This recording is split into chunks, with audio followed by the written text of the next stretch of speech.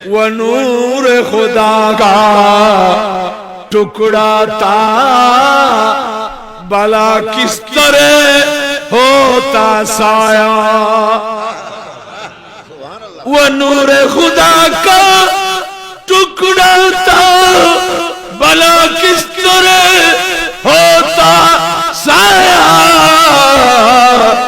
मिट्टी से बनाया जाता है जिस जिस्म में साया होता है। अल्लाह या रसूल अल्लाह या गौसे आज़म जिंदाबाद। प्यारा हज़रीन, इंदुर चले बोलते से वो नूरे खुदा का टुकड़ा था। मुसलमानদের নবী আল্লাহর প্রিয় মাহবুব নূরের টুকরা। ওরা বলবে নূর কি টুকরা হয়? ফানি টুকরা হয়?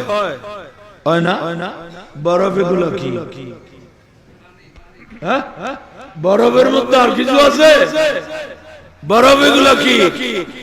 এই তো রমজান আসতেছে, সুতা দিয়ে বেঁধে বেঁধে একটা একটা পানির টুকরা নিয়ে ঘরে চলে যাবেন 10 টাকা দিয়ে ঠান্ডা শরবত খাওয়ার জন্য। এটা বরফের টুকরা না, মূলত পানির টুকরা। তো পানিকে যদি কুদরত বা বিজ্ঞান টুকরা বানাইতে পারে, আল্লাহ কেন নূরকে দেহ বানাইতে পারবেন না?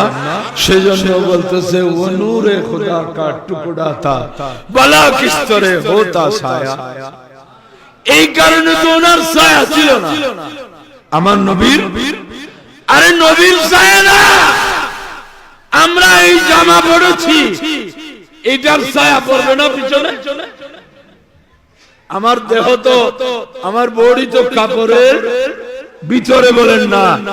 আমার এক কাপড়ের প্রশস্ততা যতটুকু, অতটুকু ছায়া পড়বে। আল্লাহর প্যারা মাহবুব জুব্বা শরীফ পরতেন, সেইটারও ছায়া হতো না। স্মরণ করে বলুন সুবহানাল্লাহ। এটা তো কাপড়, এই কাপড়ের কেন ছায়া হচ্ছে না? বলে যখন নূরানি রাসূলের জিসমে নূরের সাথে কাপড় লাগতো, সেও নূর হয়ে যেত, তারও ছায়া পড়তো না। বড় করে বলুন সুবহানাল্লাহ।